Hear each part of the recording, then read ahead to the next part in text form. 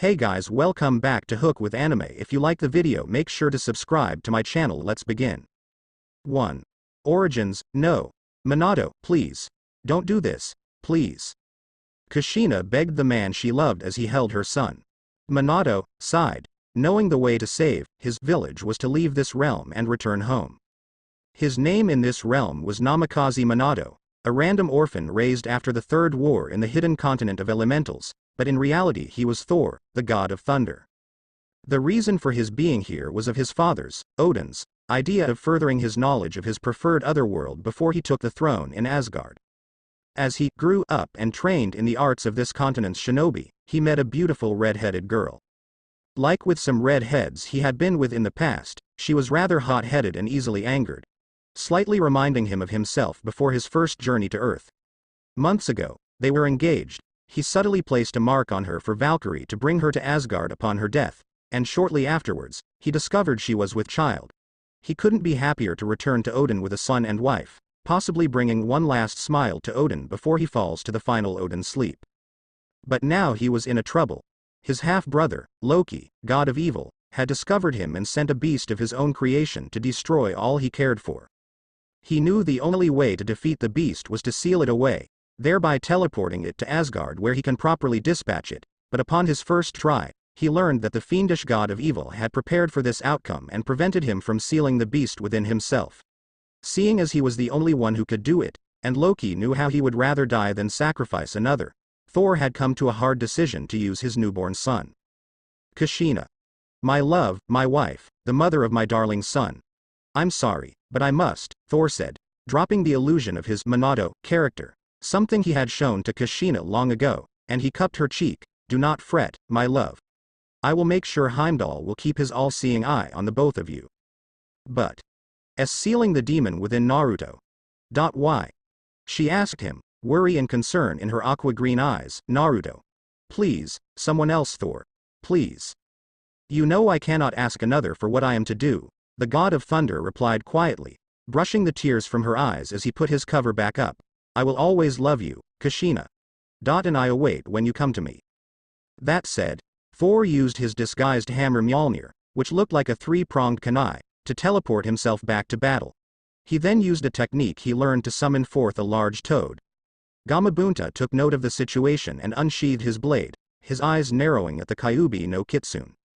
Is it that time already, my lord? Gamabunta asked, his eyes still locked on the feral demon fox. What is that bundle in your hands? It is my son. My heir. Thor whispered to the boy as he brushed his hands gently along the cheek of the peach-blonde fuzzed babe. With a small kiss on the boy's head, Thor knew now how his father felt when he first banished Thor to Midgard. Thor closed his eyes and whispered again, I'm sorry, Naruto. Become strong, my son. He then held Naruto in front of him as he activated the technique, a large flash of light appearing as he called forth the demon Mephistopheles in the form of the Japanese death god, Shinigami, and assisted him in taking the demon from this realm. The light reached far across the lands and was visible many miles away, as Loki noted with much disdain. He smirked however, knowing he had once again taken his brother from his second home and cursed his brother's offspring to a life of woe. He blinked however when the attention turned to a sobbing woman that cursed his name over and over again. Damn you. God damn you, Loki. Kushina shouted through her tears. The god of evil narrowed his eyes, displeased with how she was treating his name as though he were dirt. It wasn't his fault that Thor was too noble to ask another to take his place, now was it? With a finale evil act to bestow upon this corner of Midgard, Loki snapped his fingers and gave the red-headed beauty a heart attack, unknowingly sending her to his former home. Thor had finished slaying the demon on the Rainbow Bridge, smirking as it fell over the side. Dead. The god of thunder turned to ask Heimdall how his wife and son were when the guardian of the Rainbow Bridge came forward with Kushina in his arms. What trickery is this, Heimdall? Thor roared, she was not to come until her time ended. I'm sorry, Thor. The guardian said solemnly, her time came and went whilst you battled the beast. No. She was to care for Naruto. Thor cried as he took the redhead from the guardian and cradled her in his hold. He looked down at her, brushing his fingers down her cheeks. She was too young. She wasn't ready. My son. What of him? The babe now rests in the arm of the old man named Sarutobi, Heimdall said softly, placing his hand on Thor's shoulder. For what it is worth, I shall continue to keep my eyes on him. We could send the warriors 3 down to guard him if you wish. Nay, Thor said somberly, shaking his head as he looked down at his bride. I shall go to father for advice. Thank you for keeping watch over my son, Heimdall. Of course, the guardian said as he walked back to his post. On another note, she is very gorgeous. Thor smiled as he walked back to his father's chambers, his eyes locking on the tired face of his wife. Indeed she is. Indeed she is. A human turned Asgardian. The enchantress sneered as she glared down at her beloved Thor cradling a former human as he spoke to his father. How dare he? How dare he? I throw myself at his feet countless times and he continued to toss me aside. She bats her human eyes at him once and his will crumbles. Disgraceful. And now that you've heard my tale, father, I was hoping for your infinite wisdom to grant me some advice, Thor concluded, Kushina still resting in his arms. He sat with his father in their own private study, one Thor had designed after many he had seen while in Midgard. You are indeed in a predicament, my son, Odin said, his hand scratching his beard, but I believe you already know of the way to help your son. How were you raised to be such a good man, not god or king, but a man? I believe mother had something to do with that, Thor commented jokingly, making the All-Father laugh aloud. She did indeed. Odin said quietly before looking at his son again. If you really must ask me for advice, then you have forgotten more about yourself than you know. Take my words and use them, son. There is no more I can do, now. Thank you, father, Thor replied with a small bow. Odin smiled and gestured to Kushina. Be sure she is awake next time she is in my presence, the All-Father said with a hint of amusement in his voice. Thor chuckled and nodded. I shall, father, the god of thunder said before he carried Kushina to their chambers. Thor laid Kushina on his bed, making sure she was comfortable, before he went to think on the Rainbow Bridge. He held Mjolnir in his right hand by its strap, slowly spinning it as he thought on how to help his son. A thrum came from his hammer and Thor looked at it in confusion before it pulsed again. The god of thunder stopped spinning his hammer and gripped it firmly. An image, not a voice or some valuable information, came to his mind. The image of a hammer that looked of a cross between a hammer and an axe came to his mind. Knowing what to do now, Thor took to the sky and flew towards Ulick's forge. The young god of thunder returns with my prized hammer, the troll said with a smirk as the slightly smaller god walked into his forge. What can I do for you, Thor Odinson? Finally through with battling with a hammer? Nay, good smith, Thor said waving his hand. I do however request you forge another weapon for me. Oh ho ho. Ulick chuckled out, turning to face the god of thunder. And what is this request, per se? Please say it be a good challenge of my skills. Oh, it may be, my good troll, Thor replied with a smile. I request you make a hammer with one side being that of an Asgardian axe. Is that all? A shame, then, Ulick sighed out. At Thor's confused face, the troll elaborated as he turned and began ruffling through scraps. I was visited by the prophetess long ago, told I would one day forge weapons solely for the children of the All-Father. One in particular would be unique. It would be a hammer with an axe forged in the furnaces of the orcs on one side, while the other would resemble my own forge hammer. I finally found the blasted thing. Ulick pulled said hammer out and turned to face Thor, presenting the weapon to him. Thor blinked upon seeing it before holding his hammer next to it in comparison. No sooner had he done so did Mjolnir release a pulse that the hammer in his other hand responded to. A name floated through his mind and he smiled. Now standing at the edge of the Rainbow Bridge, Thor, along with Heimdall, held his son's hammer in his hands before lifting it to his lips and whispering, to whomever Haishi deems worthy of wielding it, I grant upon you, the power of Thor. Twirling it by its leather strap, Thor then threw the weapon into the gate, Heimdall following it with his infinite gaze. It landed on the elemental continent, embedding itself at the bottom of the ocean near a small island town, only being noticed by a young master bridge builder. The young bridge builder merely shrugged off the sound of a splash and returned talking to his daughter, Tsunami, and her boyfriend. Thor sighed heavily and began a journey back to his wife and hopefully get some answers. Heimdall turned his attention to the babe once again, his eyes narrowing as he watched the way the counselors argued over what should be done with the so-called demon child. You fools. The guardian of the Rainbow Bridge thought as he returned to his post. Before you is the next heir to the All-Father throne. a soon-to-be king of Asgard. You know not problems you will face for your treachery. Nami no Kuni, 12 years later. A blonde 13-year-old looked down at a freshly dead raven-haired boy as he stood inside a hemisphere of ice mirrors, a masked teen looking down at them with pity from within the mirrors. The blonde's name was Naruto, Uzumaki Naruto to be exact, and he currently wore a kill me orange-colored jumpsuit. His wavy blonde hair and cerulean blue eyes quickly filled with tears. Why? Because his teammate and rival, Uchiha Sasuke, just took a death blow meant for him. Teme. Why? He thought sadly as he fell to the raven-haired boy's side. Why you never liked me? Why save me? Is it because you think I'm a friend? But friends don't let friends die. No. I've gotta do something. You are now at a crossroads, Uzumaki Naruto, a voice whispered in the back of his mind. What will you do? Get vengeance for your friend? Or protect the others that still live? I. Images of those he cares about back at Konoha flashed through his mind and he imagined them dying. He squeezed his eyes shut and fought the tears back. No. I won't let Sasuke's death go unpunished, but I won't let vengeance cloud my mind. Good answer. Naruto Thurston, heir to the throne of Asgard, the voice said once again. Naruto looked up and around for the source of the voice. He noticed the clouds start to gather and a crackle of lightning dance across the sky. Something pulsed nearby and Naruto's head whipped towards the edge of the bridge, where several shadows started to appear. But his attention went past them. Something called to him, asking for him to call back. Naruto held his hand up and quietly said, "See, come to me." As though he had cast a jutsu, something shot out from the water and zoomed through the sky before flying down into his hand. Naruto felt some sort of power course through him as a lightning bolt struck down on him. The blonde gasped as he felt the power flow through him. His clothes were burned off and replaced with a dark metallic blue sleeveless tunic with 6 silver circles decorating his chest in 2 even symmetrical columns.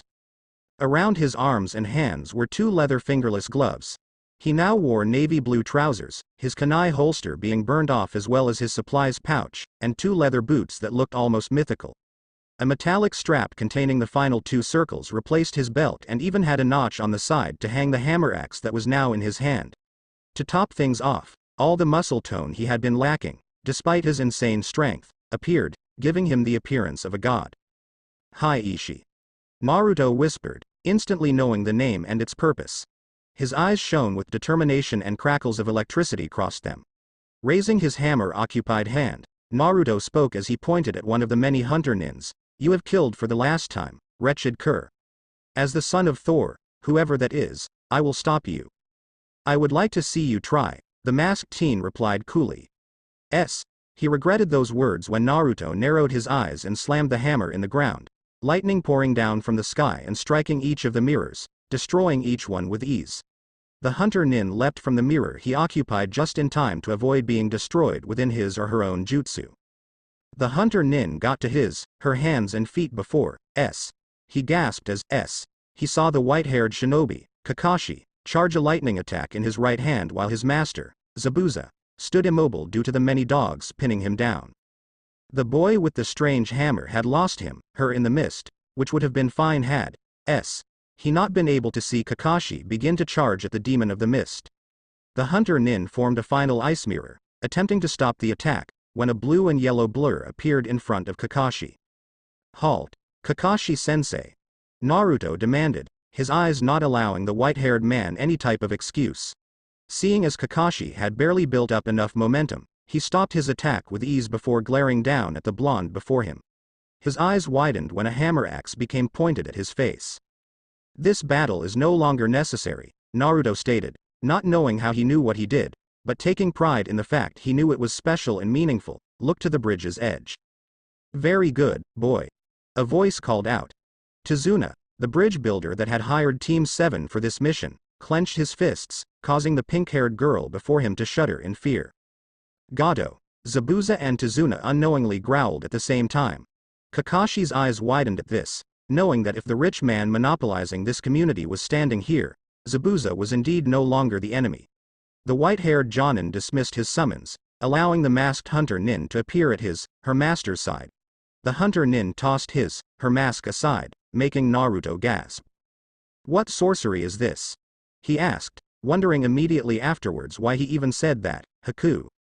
Haku looked up at Naruto sorrowfully and ashamed before saying quietly, "Hello Naruto-kun. I was hoping our next encounter wouldn't come to this." "Why you killed Sasuke?" Naruto said quietly, his mind unable to wrap around these events. He was snapped from it when Haku shook her head back and forth. "I merely hit spots that would put him in a short death-like state, he corrected. "Your teammate is alive. I'm sorry I made you think otherwise, but I'm too weak to take a life that doesn't need to be taken." "Nay, good friend." Naruto dismissed her apology with a shake of his head. "'Tis I that owe you an apology. For I hath seen that thine evils are of that man there." "Strange kid," Gado said with a chuckle before sighing and clacking his cane on the ground. "Kill them." The army of bandits and thugs all raised their katanas, pitchforks, and cleavers, prepared to charge when an arrow fell into Gado's foot. The rich man screamed in pain before looking to see who had fired the shot, scowling when he saw the villagers, led by Tezuna's grandson Inari, mass at the other end of the bridge. As he began to order his army once again to attack, Naruto suddenly walked out until he was but a mere 20 feet away from them. The blonde looked over his shoulder at Tezuna and said, "I'm sorry for what I am about to do, good builder. But it must be done." "Give hell, kid." Tezuna merely shouted back. Kakashi, although worried for his student, simply covered his revealed Sharingan and watched wearily as Naruto lifted his hammer once again. "In the name of Thor, Odin's son, King of Asgard, I demand you go no further," Naruto shouted, his eyes narrowing. The bandits all laughed, as did Gado, making Naruto's scowl grow. Everyone watched as the many bandits began to charge at the blonde. Haku even went to save him with her ice mirrors, only to be stopped by Zabuza due to an inkling he had in his gut. To their shock, Naruto simply smirked and exclaimed, "Then you fools die at your own decision." The blonde then slammed his hammer into the center of the bridge and everyone stopped as they all heard a loud, ominous groan come from the metal bracers holding the stone frame while said stone cracked. The bandits all looked at each other before charging again, stumbling for balance when Naruto slammed Haiishi into the bridge once again. Naruto began swinging his hammer at the bridge, working away at the metal holding the bandits' side up, while the bandits, and Gado, all just tried to stay on their own feet. "By the power of Asgard," Naruto shouted as he gripped his hammer with both hands, "I cast you down."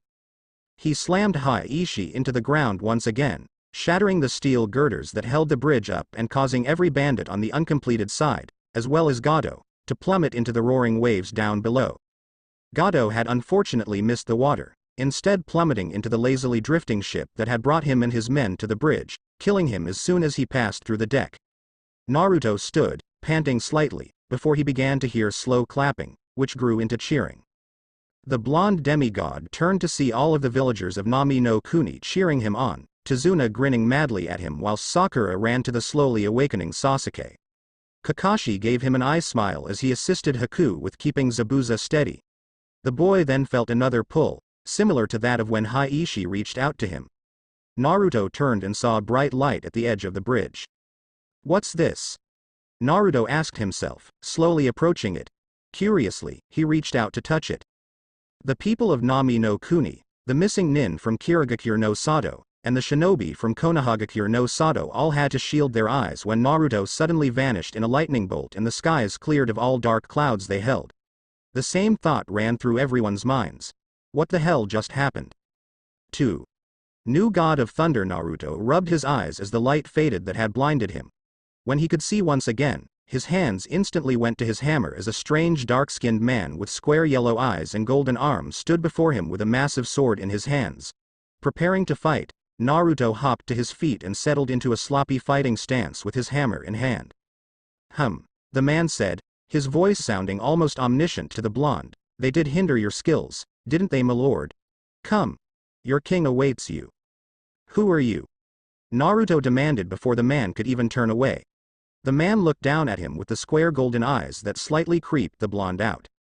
"I am Heimdall, guardian of the bridge, Naruto Thurston," Heimdall said in his omniscient voice. "Now come. The warriors 3 await you at the other side of the bridge. I must return to my duties." Getting a pulse from Haiishi, informing the blonde that he should do as instructed, Naruto reluctantly relaxed slightly before walking out of the strange sphere-like room he had awoken in. He followed Heimdall outside, shielding his eyes from the immense bright light before having his jaw drop in awe of the beautiful land before him. The Rainbow Bridge. Heimdall said from his right, though immensely beautiful, it is also one of the most sacred devices you will find in Asgard. Asgard. You mean? Naruto looked around. That wasn't just some jutsu. It was. 'Twas. My. No. Yes. Heimdall chuckled as the two instincts of what one determined home to be duked it out in Naruto's head, knowing what the blonde's conflict was due to the hand on his head and the pained look in his now electric blue eyes. Thor was the same way not so long ago. Wanting forever to be on Earth with the humans he guarded while also wishing to stay on home, to defend it like no one else before had. It was strange to Heimdall that two people could do so, but who was he to question the line of the All-Father? He was a simple guardian, nothing more, nothing less. Naruto looked at Heimdall when he was lightly nudged in the shoulder. The blonde followed the guardian's gaze and his jaw dropped when three men, one skinny blonde Caucasian and dressed in green, a lightly armored Asian dressed in blue, and the final being a fat red-bearded Caucasian man while dressed in a dark red, approached him. They all smiled down at him and placed their clenched right fists over their chests in a salute with a small bow. "Welcome to Asgard, Prince Naruto," the one in green said with a smile. "Allow me to introduce myself and my friends. We are the Warriors 3, and I am Fandel. To my right is Hogun and my left is Volstagg." "Uzumaki Naruto Thurston," the blonde replied, confused as to why he would change his name so suddenly. He copied their salute, instantly making the three smile at his manners, before asking, "So? Why am I here? What is here anyway? Is this a dream? And what is this hammer?" Whoa, there Naruto," Volstagg said, holding his hands up. "Your father will explain everything once we return to the king's chambers." "My father?" Naruto replied in confusion. "You mean this Thor guy? He doesn't know. Strange." Hogun mused, placing a hand on his chin. Heimdall tightened his grip on his blade. "He was raised as an orphan of war," the guardian said, snorting in distaste. Sarutobi believed it'd be the only way to protect him from his father's enemies. "How absurd." Fandel scoffed before looking down at the boy. "Naruto, would you not like to meet your parents?" "Of course I would," Naruto shouted, excitement shining in his eyes. The Warriors 3 laughed aloud and started to lead the energetic boy to the other side of the bridge. Heimdall watched as Naruto left with his soon-to-be teachers with a smile that was barely noticeable on his face. "Do the Asgardians well, Naruto Thurston," he thought as he closed his eyes and went back to guarding the bridge. Thor sat at his throne with Kushina, his loving wife of 12 Midgardian years, standing at his side. They both waited with anticipation for the Warriors 3 to come into the throne room with their son. The former god of thunder, now All-Father, had felt the very moment that Naruto picked up his hammer. He held onto that feeling and sent some of his own battle instincts to ensure his son would survive whatever battle he was in.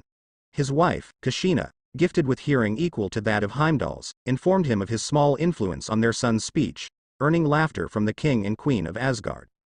The doors were thrown open and both rulers looked on as the Warriors 3 strolled into the throne room, saluting and bowing before stepping aside. Kushina gasped and held a hand to her mouth as she looked upon her now older son, remembering when she had held him just after his birth. He had his father's looks and would have been a splitting image of the All-Father if it weren't for the fact he had the faint whisker marks, her facial structure and her skin tone that marked him as her son. Tears came to her eyes as he slowly approached. Thor felt exactly what his wife did as he looked upon his son, noting the similarities between his son and himself when they were that age. Heimdall had told him of his malnourishment at the hands of their former village, but he no longer held any signs of it. Lean and large muscles for a child his age now covered his body, easily visible with his new attire. The All-Father gave the boy before him a smile and lifted his staff, dropping it and causing a loud bang before giving a single order. "Leave us," he said calmly and quietly, no amount of anger or malice in his voice. The many within the throne room, guards and Warriors 3 included, left the reunited family to themselves. Thor lifted his staff once again and slid it into a holster built into the throne before standing and extending his arms. "My son. Welcome to Asgard," Thor said with a smile. Naruto blinked in confusion as the two approached. The tall intimidating blonde man in golden armor, much more regal than Heimdall's, with long blonde hair similar to his own and a thick blonde beard adorning his face, stepping aside to allow a gorgeous red-headed woman to approach him. Tears were in her green eyes as she dropped down to his height and cupped his face, examining him. "Sochi," she whispered, a tear falling down her cheek. Something panged in Naruto's heart. Something he realized to be the recognizing of his mother from a distant memory that was fresh in his infant mind. Tears soon came to the electric blue eyes of the boy, and he dropped Haiishi to his side and embraced the woman in a hug, one she fully welcomed and returned. "Cousin," he whimpered out, tears of joy falling from his face at finally being able to use the words freely. The woman cried along with him, hugging him to her body and allowing him to absorb the feeling of a mother's love for the somewhat first time in his life. Thor watched the exchange with a smile, his own eyes becoming somewhat misty at the beautiful sight before him, but his pride as an Asgardian man fighting the tears down as much as he could. When the two finally broke from their embrace, Kushina cupped the boy's face again and brushed her thumb along the tear-stricken whisker marks on his cheek. "Naruto-kun," she said softly, "you've grown into such a dashing young man. I'm just sorry we couldn't be there." "Why weren't you there?" their son asked them, hurt resonating in his question, the sorrow of loneliness echoing in his question. Kushina nearly broke out in tears again, something she did since she first awoke in Asgard.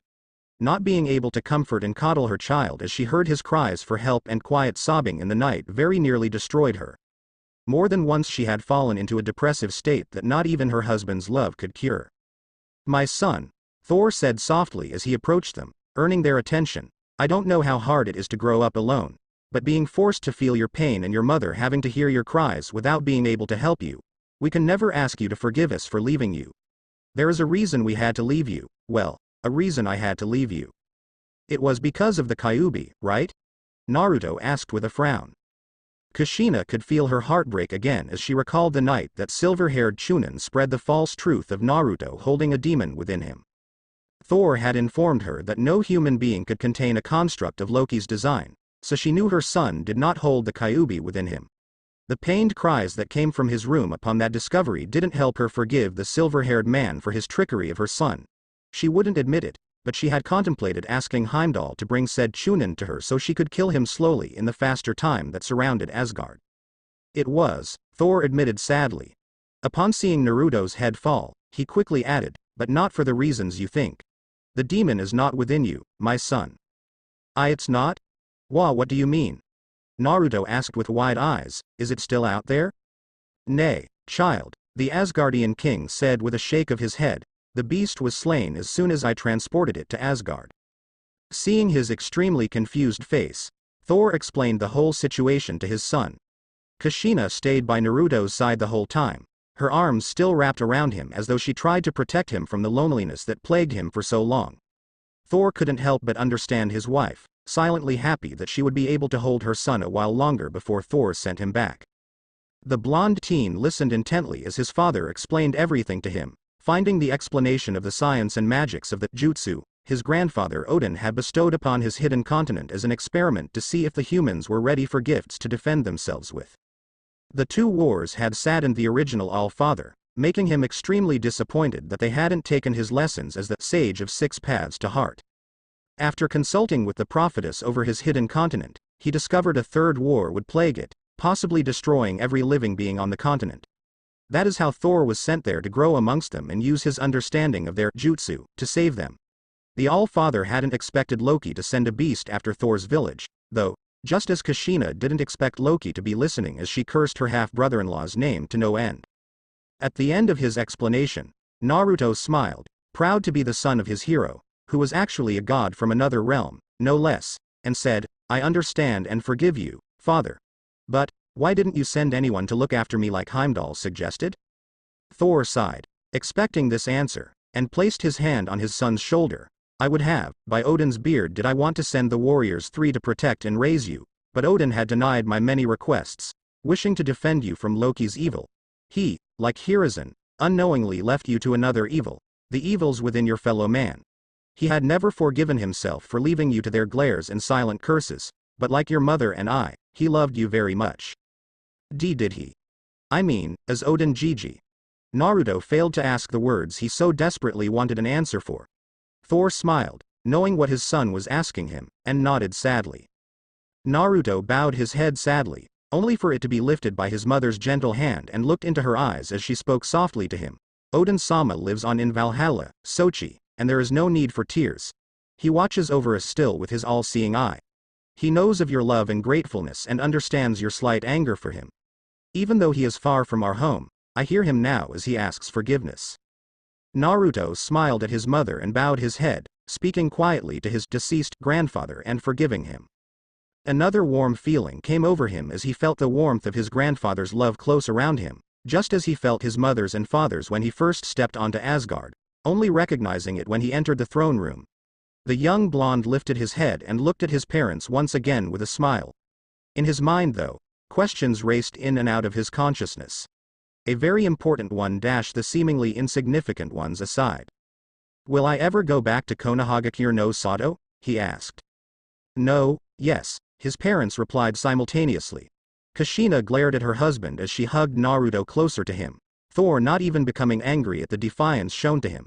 He smiled in fact, knowing it was this defiance that attracted him to her, and also knowing that she had every right as a mother to deny that request. Before she should attempt to explode at him, though, he explained himself. Kushina, my love, Thor said, placing his hand on her shoulder, the glare lessening at his touch as her more understanding side came through. I do not intend to send him back immediately. I am no fool. To give someone this much power without proper training, it would be the same as to fire all of S.H.I.E.L.D's many weapons on a simple housefly.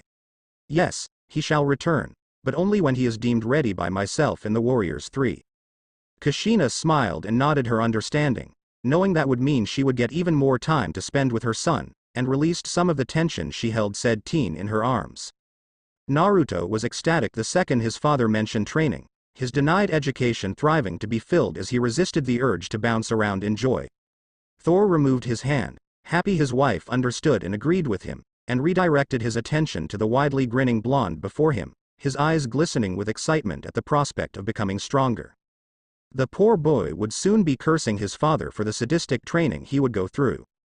Asgardian training grounds, the time change compared to that back home for Naruto was strange. Although his body told him 6 hours had gone by, he also felt the wears of 2 weeks having passed since his arrival on Asgard. Already he had met many more of his father's friends and allies, as well as getting to know his mother while he studied his mathematics, magics, sciences and histories of the many realms. Naruto was grateful he learned the shadow clone jutsu. Otherwise he would have possibly taken even longer to complete the many studies his mother and his tutors had bestowed upon him, but it also allowed him to leave the clones behind so he could train with his father and the Warriors 3. He practiced his hammer fighting with his father, no sparring really necessary as with a hammer you either missed or hit. And when you did hit, everyone would know it. The time spent in their hammer training mixed with the training of elemental powers, Naruto and Thor being surprised when they discovered Naruto also had a knack for illusions. He also increased his own strength and stamina while with his father, the two sparring in hand-to-hand combat and challenging each other in weightlifting, foot racing, swimming and mountain climbing. They had fun in each event they competed against each other with. He also learned many life lessons from his father when they would exchange some stories, him telling his father of his pranking days, rekindling many happy memories of a young god of mischief in the All-Father's mind, while his father would tell him many grand tales as his time as the god of thunder. When he would train with the Warriors 3, Naruto would hear even grander tales, or more embarrassing ones that he would never hear from his father's mouth. Fandle taught him swordsmanship, should the situation ever arrive that he needed to know it, and also taught him the ways to come up with strategies the Nara clan would be envious of. When he was with Volstagg, the large man taught him many fighting tactics and to think out multiple plans at once whilst under stress. Unfortunately for Naruto, this was mainly taught through the manner of Volstagg having the Warriors 3 attack him while he had to try and find a bell in the forest surrounding the training grounds, and then having to ring it. Hogun taught him how to be absolutely silent whenever he moved, enhancing his shinobi abilities tenfold, as well as teaching him precision with his aim. The Asian warrior also trained him in the art of thieves, giving him ways to steal things, a lesson that aggravated Volstagg to no end as he was used as the practice dummy along with his food being the target. Now, though, he was practicing his elemental control with his father. Concentrate, Naruto. Thor instructed as Naruto gathered the wind nearby into a ball in his hand, the true form of Minado's Rasengan. Naruto felt beads of sweat travel down his forehead as he held his left hand over his right as the wind slowly began to swirl around in two directions. Good, very good. Thor praised as Naruto managed to get the first part after 2 days of training. Now, add the power to it like I instructed. Don't force the power out, just let it steadily leak into the attack. Naruto nodded and concentrated on allowing the power to flow into his hand. He had made it to this part before, but lost control over the first part of the attack due to the lack of concentration. Naruto closed his eyes and moved the thought of keeping the spin going into the back of his mind as his mother taught him to do so. His attention now semi-clear of keeping the form of the attack, Naruto focused on the power flow of his attack. Soon enough, the attack resembled the one that rested in his father's hands. Thor was impressed. When Odin had begun to teach him this, it had taken him an entire week to grasp the full lesson behind the Rasengan. He learned that uncontrolled power would eventually blow back in the face of the wielder, but he never fully understood that until he had faced down one of his foes in the Third Shinobi War. His human form nearly died after a failed attack made by his foe. The man attacking was not as lucky. His arm was blown off of his body, causing him to die slowly from blood loss. Thor shook the memory from his mind, it being one of the few that he strongly disliked. He looked back at his son who held the Rasengan in front of him in his right hand, a proud smile on the face of the young god of thunder to be. Thor dismissed his own Rasengan and clapped his hands, applauding his son and chuckling. Very good, Naruto. Very good, he praised. He knew it didn't fill Naruto's head, seeing as the boy was hardly praised for anything and knew what he did was no simple task. As Naruto dismissed the Rasengan, a sigh of relief escaping the young blonde's lips, his father continued to speak. Your time on Asgard is coming to a close, I'm sorry to say. Naruto's smile faltered a moment. He knew he would be more than welcome to return to Asgard whenever he wished, so long he is not near anything that could threaten his father's home realm, but the thought of leaving his parents after just getting to know them saddened him. Seeing his son's disappointment and sorrow fill his eyes, Thor knelt on one knee and placed his hand on Naruto's shoulder. Do not be sad, my son. Your mother and I shall always be a call away should you ever need us. I shall inform Heimdall to keep an eye on you, which I think he is prepared to do anyway. Naruto and Thor shared a chuckle. Though the stoic guardian would never admit it, he admired and was proud of his prince for being able to withstand such hatred, such undeserved hatred, from the many ignorant villagers. The rest of Asgard knew, however. They saw it whenever Naruto went to learn about the using of the Rainbow Bridge. Heimdall's eyes would glow with pride whenever the blonde demigod was in his presence. This last technique I will teach you shall be the first step you take into the role of the god of thunder, the Asgardian king said, electing a nod from his son. To your village, it was known as the Hirishin, or as I jokingly called it, flying fist of the thunder god. Here, it is mainly a power I utilized from Mjolnir. You know how to call Haiishi to you, so that you can have your weapon in your hands in a split second. Now you must learn to appear before it just as fast. I will not lie, this technique took me a while to develop, let alone master, but I believe you shall do better with an instructor. Are you ready for this, Naruto Thurston? Yes, father, Naruto replied with a nod. Thor smiled, patting the teen on his shoulder. Good, he said, raising his hand and summoning Mjolnir to his hand from where it rested embedded in stone beside Haiishi. Naruto did the same, his own hammer returning to his hand just as fast. Now to begin.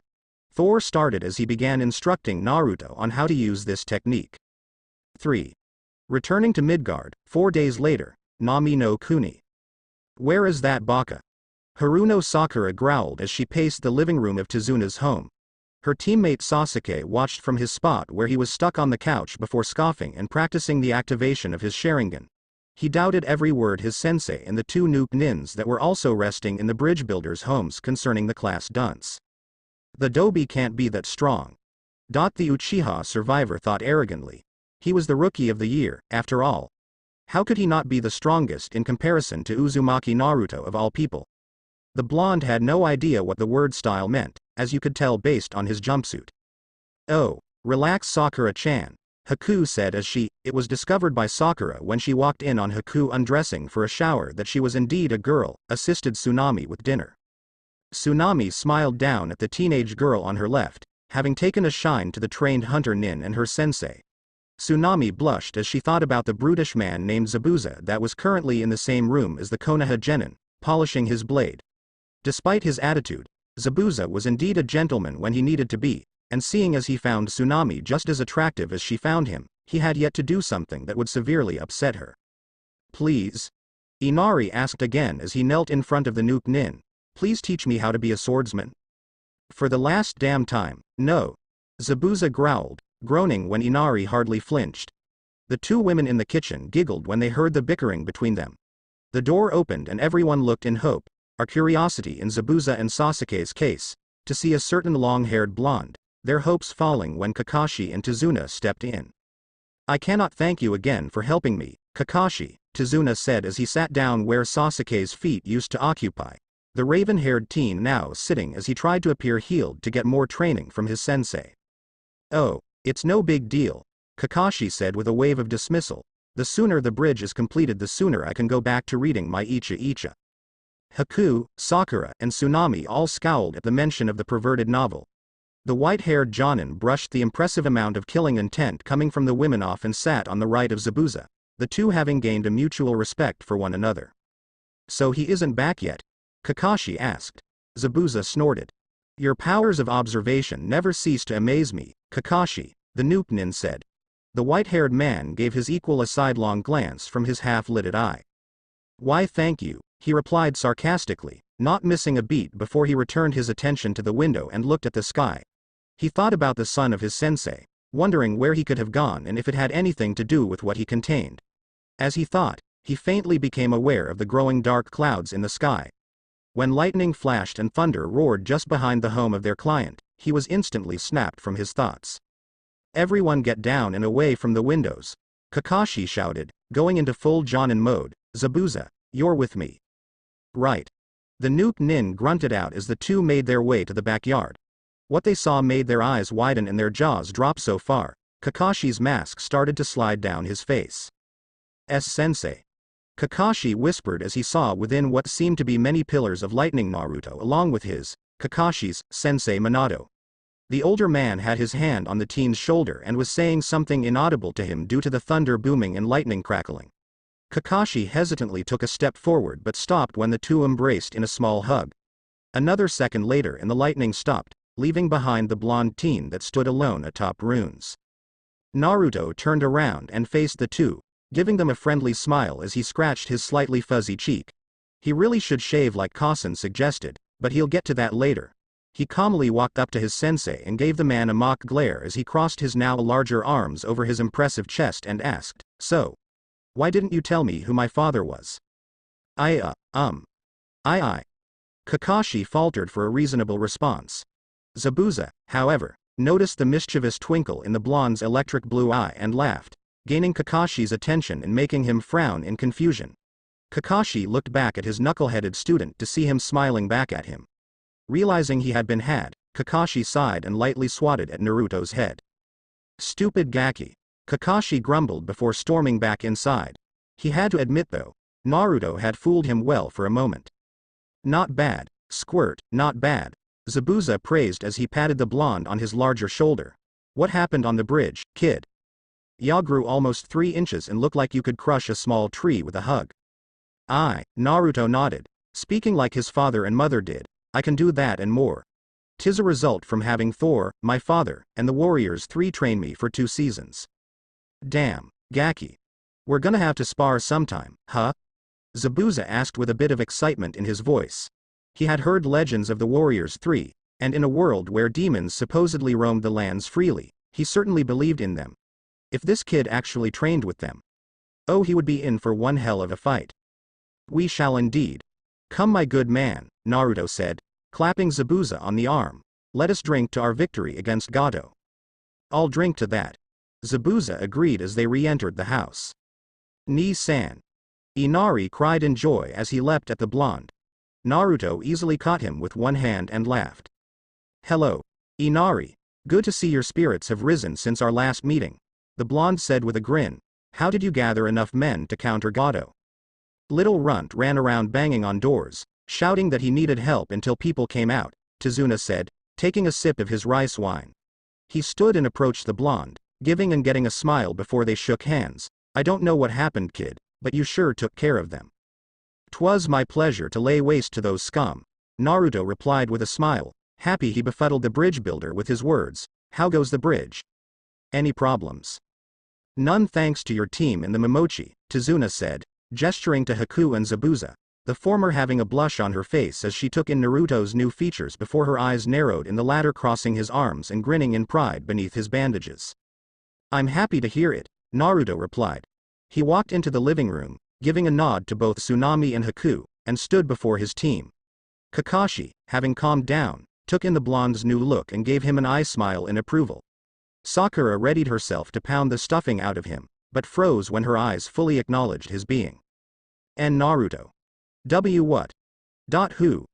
No way. Sakura cried in disbelief. Naruto laughed heartily before turning to face Sasuke. The boy had bandages all over his torso and around his neck, his eyes a glowing red with tomos within them. Dobi, he greeted with a nod, taking in his new attire. Hey, finally gain a fashion sense?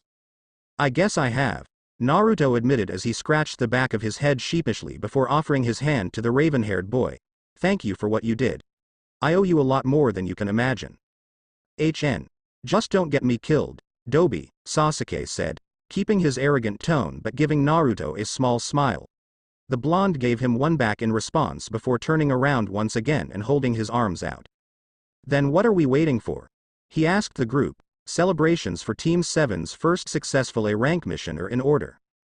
Here, Zabuza and Tazuna cheered, the builder handing the blonde a sake bottle, to which they all knocked bottles before guzzling them down. Team 7 was shocked Naruto would drink the alcoholic substance, but before he could be scolded by their pink-haired enforcer, he was grabbed by the collar of his shirt and dragged outside by Haku. Sakura blinked and turned to Sasuke, who shrugged and merely went back to trying to keep his wounds from reopening. The pinkette then turned to her white-haired sensei, who also shrugged before pulling his porn out and giggling perversely. What is the meaning of this? Naruto asked as Haku shut the door behind her. The hunter nin turned and faced the blonde, taking in his appearance once again, before she held her hands up in a ram seal. Kai, she said harshly. After waiting a moment and standing outside, away from the celebrations, Naruto crossed his arms and moved back towards the door. Haku quickly smacked his hand aside and stood in front of the door with a kitchen knife in her hand defensively. The blonde growled and his right hand went for the handle of Hai Ishi. Stand aside, Haku, he ordered calmly, I do not wish to harm you. You cannot be Naruto-kun, she replied, her eyes locked on his right hand. Naruto-kun may have looked like you, but he hardly acted so calm towards his teammates. He was always guarded against them, but you aren't. You're very open. This can only mean you were either a spy or an assassin. Can it? Naruto questioned, his stance dropping and crossing his arms over his chest once again. Haku didn't respond, so Naruto continued, I have been away from Midgard. Sorry. I mean the elemental nations for 5 days, right? Naruto vanished in a flash of light. Haku said with narrowed eyes, that could have been you kidnapping him with a jutsu. If I wasn't Naruto, why would I know that you were the one that taught me what a precious person was? He countered. Haku had no response for that but kept her stance just in case. Naruto sighed and dropped his arms to his side and held them out. Haku, he said softly, looking her directly in the eyes. He took another breath before in the most annoying voice he could use, he screamed, I'm gonna be Hokage. Believe it. Haku blinked before bursting out into laughter. Naruto grinned, putting his hands on the back of his head. Believe me, now? He asked, earning a nod from the Ice Maiden as she continued to laugh. Glad she believed him, the blonde demigod waited until she had calmed somewhat before escorting her back inside, where he had to explain to everyone why Haku was giggly. He then went on to explain where he went and what he had been doing. No one believed him though, save for the 2 Jonin, civilians, and the Ice Maiden herself. Ah, Tabakan Konohagakure no Sado. Naruto drawled as he took in a breath of fresh air before sneezing and wiping under his nose with his thumb. He had shaved at the demand of Tsunami, whom believed it to be unhealthy that a 13-year-old should have large amounts of fuzz on his face.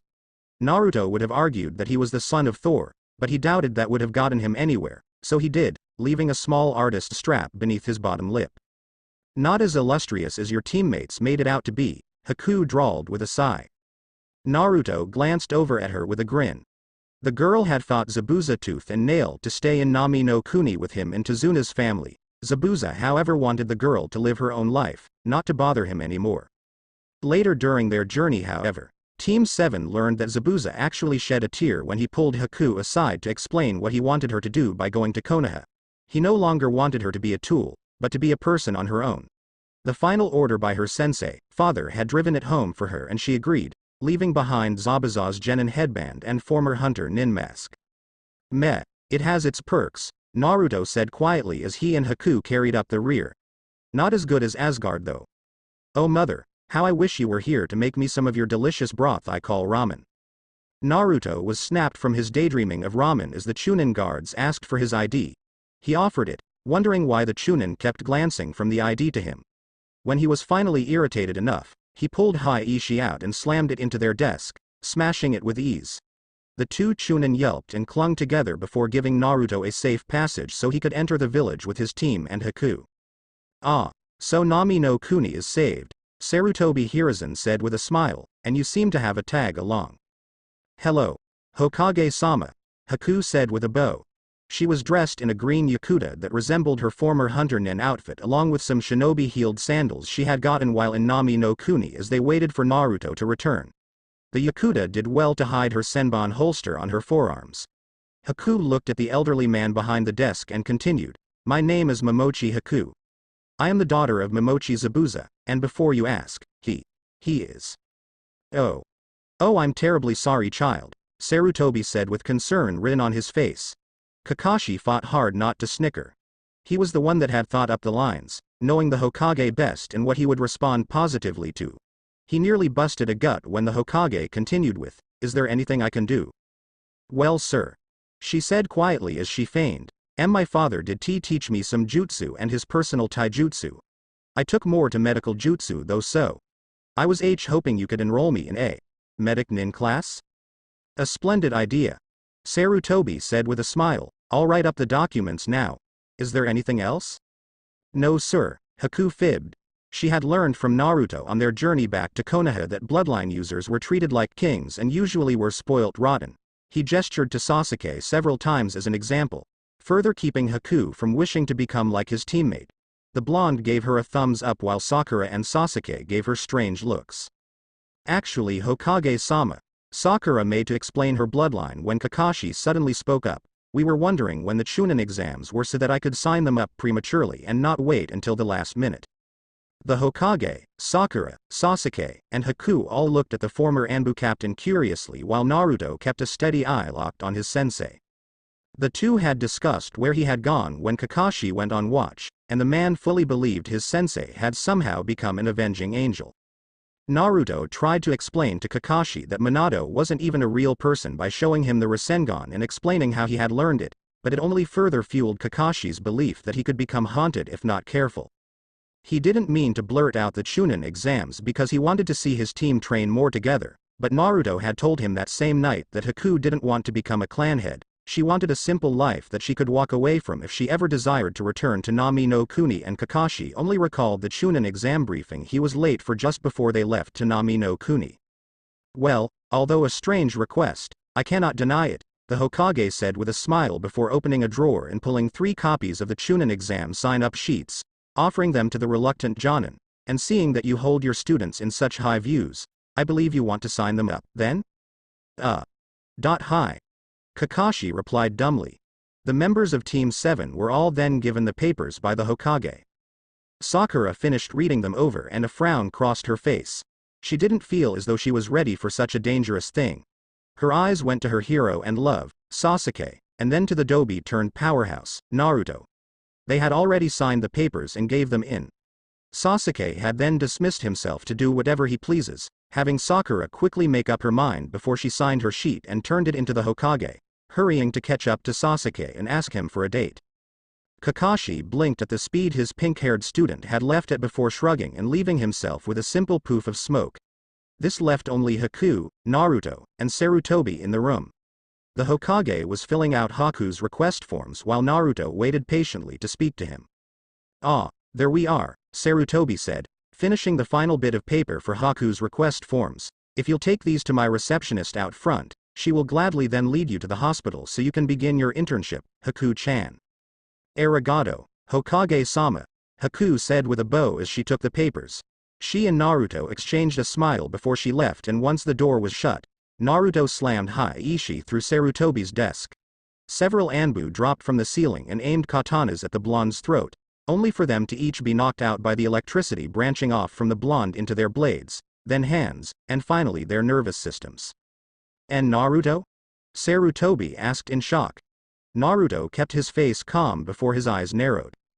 You have lied to me time and time again, Sarutobi Hiruzen, Naruto growled out, no more. I know of my parents and my burden. Bestow upon me my rights as the son to Namikaze Minato or face my wrath as the Kyuubi Jinchuriki. Naruto, do not threaten me, Sarutobi said calmly, his own eyes narrowing. Bad things tend to happen when a Hokage is threatened. Bad things tend to happen when a child is left to fend for himself, but that didn't get you off your ass to get me a home, Naruto countered, silently thanking his mother for making him take up politics. The Hokage muttered a curse and electricity sparked from Naruto's body. The two held their gaze for a moment before Naruto placed Hi-Ishi back at his side, calmly, his electric blue eyes boring holes into Sarutobi's head. The Hokage sighed and summoned another desk from the seal on the ground. Had to be prepared when your student can smash building with a flick of her finger after all. Before he rested his head against his interlocked hands, Kakashi told you? I met them. The statement made Sarutobi's head snap up so fast, Naruto was afraid for a moment that he would collapse dead due to the strain on his neck. The Hokage gaped at Naruto for a moment before asking, how? You. But you're. Did. Save your babbling for when you are senile, Naruto said, waving his hand and crossing his arms. You wouldn't believe me if I told you. Father told me you were very, very set in your ways of religious beliefs. No. Not this old Norse god crap again. Sarutobi groaned out as he sat back in his chair. Damn you, Minato. Passing your absurd idea. If Sarutobi hadn't ducked just then, his desk would have carried him out of the window as Naruto smacked his hammer against it with one hand. The old cage looked at the angered face of the Kyuubi Jinchuriki, electricity dancing around his eyes. Do not bring that up with me. Naruto snarled. I may like you, Sarutobi, but you no longer hold yourself in the same place of my heart that you used to. I am not the orange jumpsuit wearing wannabe Hokage child I was long ago. I am Naruto Thurston, and you will respect my father and Oden Gigi. Okay, Sarutobi said, holding his hands up in defense. Just please calm down, Naruto. More Anbu will arrive and I don't want them to hurt you. So you say, Naruto said, calmly placing his hammer back at his waist. He started to walk away before pausing at the door.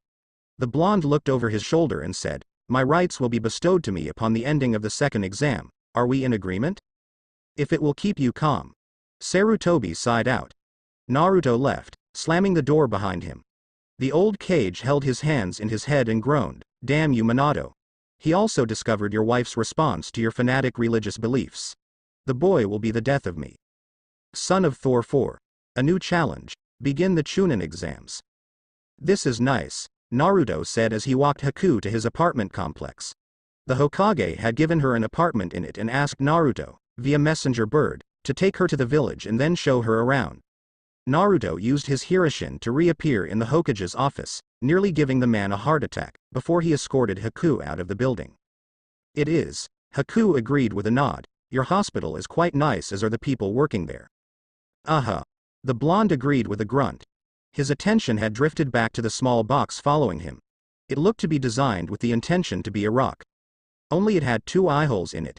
The god of thunder arched his brow in amusement when he suddenly stopped and turned around. Haku paused and followed her guide, wondering what he was doing, when the blonde detached his hammer from his waist and lazily spun it by the strap of leather at the edge. A wonderful day, is it not, Haku? Naruto asked her, winking at her as he slowly inched towards that rock. Haku instantly understood him, nodded. You're absolutely right, Naruto-kun, Haku said with a smile. Naruto waited until his was right beside the rock. It would be better if there was somewhere I could mount my hammer. This rock should do nicely, Naruto said, switching his hammer around and bringing his hammer down in a full swing, slashing the rock in half before he leapt away. A smoke bomb went off and 3 cries accompanied with coughing were heard within it.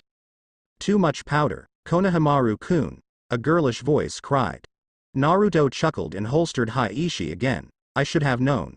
Konohamaru, you little brat, what are you doing? Ah, boss, we had an awesome intro thing we were going to do. The young Sarutobi whined before his eye landed on Naruto's hammer. Oh cool. What is that? What? Naruto asked before following his gaze and grabbing Haiishi. This. Yeah. Konohamaru said. A girl his age with her orange hair done up in 2 braids and a boy wearing glasses walking up behind him. The 3 of them all wore goggles on their foreheads, similar to how he used to wear his. This is Haiishi, Naruto said, lightly tossing it into the air so the hammer could flip before he caught it simply in his hand. What I'd like to know is who your 2 friends are. I'm Moegi, the orange-haired girl said, the sassiest kunoichi. Udon. The boy with glasses said before he sniffed up a drip of something from his nose. I like math. Naruto deadpanned, Haiishi dangling by its leather strap in his hand, and you 3 are. The Konohamaru secret corps. The 3 chimed. Naruto chuckled and Haku giggled, both teens amused with the children's antics. It was then Konohamaru noticed Haku and a blush covered his face. Wow. Boss, who's she? He asked, pointing at Haku. Is she your Yano?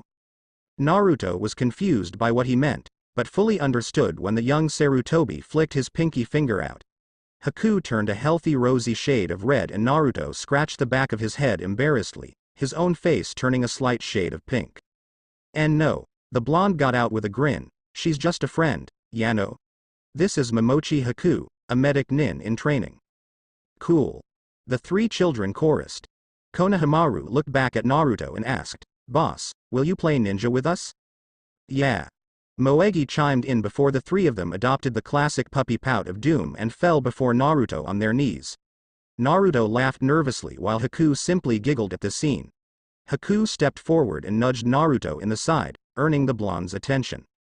Play ninja with them, Naruto-kun, Haku said with a smile. I've gotta go to the hospital anyway before we go back to the apartment. I'll catch up with you later. Alright then, Naruto said with a smile, until later.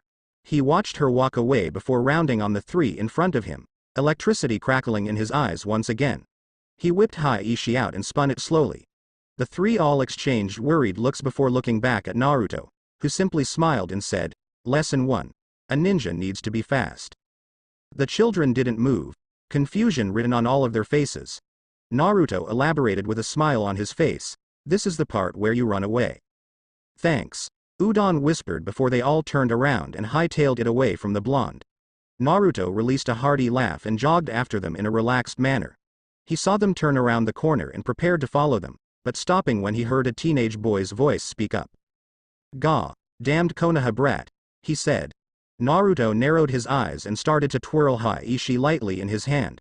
He glanced around the corner of the alley, his eyes narrowing even further upon what he saw. A teen wearing a black suit with a hat making him look like a cat and a bundle on his back was holding Konohamaru by his scarf. The other 2 were scared and holding each other while Konohamaru openly struggled and cried in the stranger's grip. Kankuro, just drop him. A blonde girl with 4 ponytails in her hair scolded. She was wearing a periwinkle outfit with fishnet attire underneath it and a large black board was on her back. The boy, Kankuro, turned to face her. Ah. Come on Tamari, he said, I'm just going to teach the brat some manners. I don't think Konohamaru asked you to teach him anything, Naruto said as he walked into the alleyway, Haiishi spinning slowly, but almost impossible for someone to determine what it was.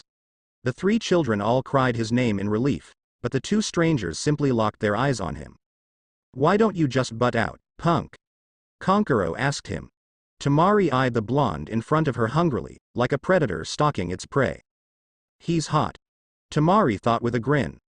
Naruto looked between the 2 before sighing and continued to spin Haiishi.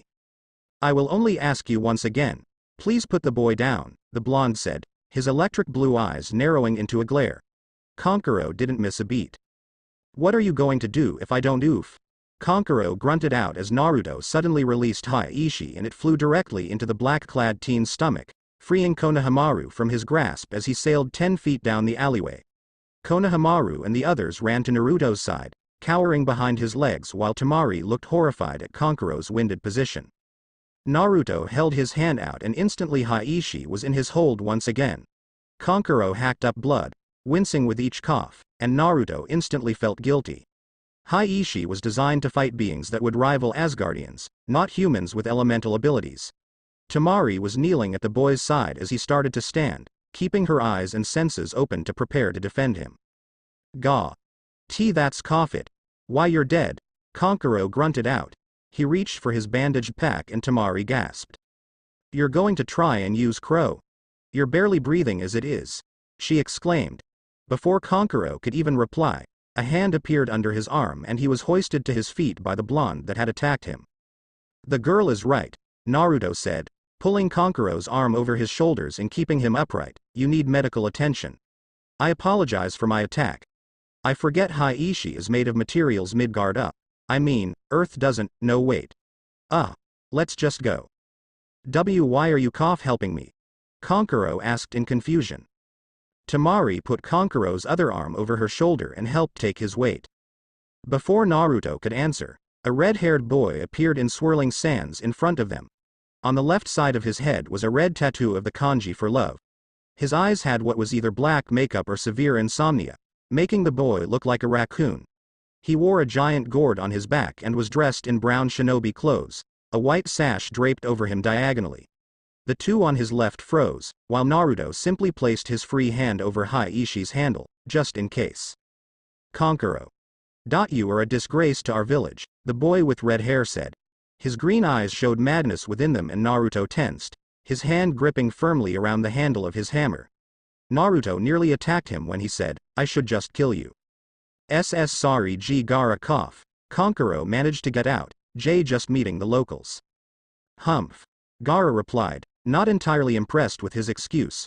His eyes drifted to Naruto and he suddenly gripped his head. Run away. Run away now. I don't like him. We have to leave now. A voice cried out in his mind as Gaara kept his eyes on the blonde to his brother's right. He remained silent for a moment before speaking quietly, get him fixed. Then get back to the hotel. Why yes Gaara. Temari stuttered out. Naruto held his glare on Gaara, making the boy flinch again before he vanished in a sand shunshin. Naruto looked questioningly at the two with him, but dropped his question when Kankuro suddenly began hacking blood up again. The two blondes supporting the makeup-wearing boy looked at each other and nodded, rushing to the hospital as quick as they could. Your brother should be fine within a day, the nurse outside Kankuro's room said to Temari. The Suna Kunoichi sighed in relief and thanked her, walking back to sit next to the blonde that was idly polishing his hammer. I'm sorry about your brother, he said to her, breaking the uneasy silence going between them.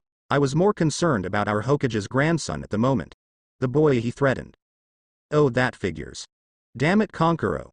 Temari swore under her breath as she crossed her arms and sat back in her chair. Her eyes drifted to the blonde that was idly cleaning his hammer, and she blushed as her eyes went from his hands to his toned biceps. They were almost mouthwateringly perfect, it wasn't even funny.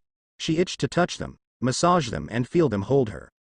So why are you in Konoha? His voice asked, breaking the girl from her previous thoughts and her blush darkening as she realized she was thinking about a complete stranger. She looked up at his electric blue eyes, seeing the question continue to echo through his eyes. Chunin exams, she answered as she got lost in his eyes. A small musing sound came from the blonde next to her and she continued to examine him. His attire was strange, but then again he was a Konoha shinobi. His headband was visible around his right thigh, where most would keep their kunai holsters, a strange choice for someone not of her gender. Good luck to you then, Naruto said with a smile before he realized something. Oh, I'm Naruto Thurston. Thurston? She repeated, earning a nod. Shrugging the name aside because he was, once again, a Konoha shinobi, she introduced herself, Sabaku no Temari. Just out of curiosity, how old are you? 12 or 13, not really sure, Naruto replied with a shrug as he examined his hammer. Why? Oh, no reason, Temari said, while internally she was doing a happy dance in her head. Yes, he's not too old or too young. Now to see if he's single. Before the Suna girl could ask the question fresh in her mind, the young god of thunder stood and stretched, unknowingly giving Temari a very nice view of his backside. The blonde scratched his head and holstered his hammer before turning and taking Temari's hand in his own. As always, it was a pleasure meeting a lovely maiden such as yourself, Naruto said, his charming words making the Suna girl flush bright red, which only increased when he lightly pecked the back of her hand. The blonde demigod released her hand and left, leaving a very aroused Temari behind. A week passed before Naruto found himself standing outside of the academy that hardly taught him anything with his two teammates flanking him. He stood tall and strong, excitement dancing across his face. Let's get it over with then, Sasuke grunted, walking into the academy. They walked up to the second floor, only to be confused when they noticed the many threes starting the room numbers. Two genin were blocking the room they were supposed to enter, and just as Sasuke started towards them, Naruto's hand shot out and grabbed his shoulder. Hold, friend, Naruto whispered, having a strange feeling come over him. This doesn't feel right. It feels as though it is an illusion. Furrowing his brows, Sasuke looked at the room number with his Sharingan. His eyes widened when he realized Naruto was right. It was a genjutsu cast over the whole floor. The Uchiha heir glanced over at the unnerved demigod and thought, but how did he notice the genjutsu before me? Did he really get that much stronger? He's right. Sakura whispered, having performed a small release of the genjutsu. What do we do now? We go up the stairs, Sasuke said in response, moving past a girl with buns in her hair and nearly knocking her over. Naruto diverted his movements to catch her and steady her on her feet. Giving the girl a friendly smile, Naruto noticed the green-clad boy with large eyebrows and a bowl hairstyle stopping a dark-skinned red-headed Kumo genin from attacking one of the boys standing in the doorway. Thanks, the girl he still held by her shoulders whispered. Naruto looked back at her and smiled again. Anytime. Good luck to you and your teammates, he said before releasing her and jogging up the steps after his team. The other two members of Team 7 waited with annoyance written on their faces at the top of the stairs for him. The girl he had left behind was shortly joined by the green-clad genin and a boy with feminine features and pearl-white eyes. Ten? Is he a problem? The pearly-eyed boy asked his teammate. Ten shook her head. No, Neji, she said, glancing back at the blonde that steadied her as he got scolded by a pink-haired girl. She turned to face her teammates when she noticed her green-clad friend had vanished. She whipped around looking for him, scowling when she saw him jogging up the steps that the blonde had vanished up to. With a groan, Ten and Neji went after their eccentric teammate. Wait. The green-clad boy cried when he locked eyes on Team 7. They all turned, Naruto narrowing his electric blue eyes and his hand hovering over Ishi's handle. The boy glanced at Naruto and Sasuke before turning to Sakura and grabbing her hands in his own. My name is Rock Lee, he greeted, a friendly smile on his face. Will you please go out with me? I'll protect you with my life. Naruto allowed a smile to cover his face, glad that the boy didn't want to start a fight and only wished to ask his former crush out. Sasuke didn't seem to care, arrogantly keeping a bored look on his face, but Sakura looked flat out disgusted. She pulled her hands back and shuddered in disgust. No way. You're so weird, she said, jumping behind her two stronger teammates as if they would shield her from Lee's weirdness. Lee's head slumped in rejection before he snapped his head up and looked at the Uchiha heir. The large eyebrow boy looked him over once before pointing at him with suspicion. You are Uchiha Sasuke, yes? Yeah, why? Sasuke asked with narrowed eyes. Lee nodded, his face going completely serious, before he walked about 5 feet away and settled in a stance so his right hand was behind him and his left was extended in a come hither motion. I wish to prove my strength against the rookie of the year of the newest class, Lee said. Sasuke grunted, keeping his hands in his pockets. You have nothing interesting about you, he replied. Why should I bother with a weakling such as yourself? Sasuke, wait. Naruto tried to butt in and inform his teammate about the green-clad boy's speed, only to be unheard as Lee went on. My current teammate is the strongest genin in Konoha. I wish to see if your skills are on par with his as many in the village have said. Your funeral, Sasuke said, settling into a fighting stance. He activated his Sharingan and smirked. Ready whenever you are, freak. Lee nodded and blurred out of sight, reappearing in front of a very shocked Sasuke. He leapt into the air and spun his leg out, exclaiming, Leaf Whirlwind. Sasuke was kicked in the face and sent skidding backwards, almost knocking Lee's teammates over. He hopped back to his feet and prepared to rush Lee when Naruto stepped in his way. Upset that the blonde would interfere with his fight, Sasuke said, "Get out of my way, Dobi." "Nay, Sasuke," Naruto replied with a shake of his head, his hand resting on the handle of his hammer. "This is a bad idea. We have little time until the first test begins, and I doubt arriving beaten and bruised would strike fear into our future opponents." "Get out of the way," Sasuke said again, his hand moving to his kunai holster. Naruto's eyes narrowed and his hand gripped Ishi's handle. The Uchiha noticed this and saw the electricity dance across Naruto's eyes. "I have no qualms about dragging you there myself, Teme," the blonde growled. "But if you insist on fighting someone, fight me. Fight me and Ishi with your pitiful kunai." Sasuke and Naruto held their glare before Sasuke put his kunai away and deactivated his Sharingan. He stood straight and crossed his arms. You're right.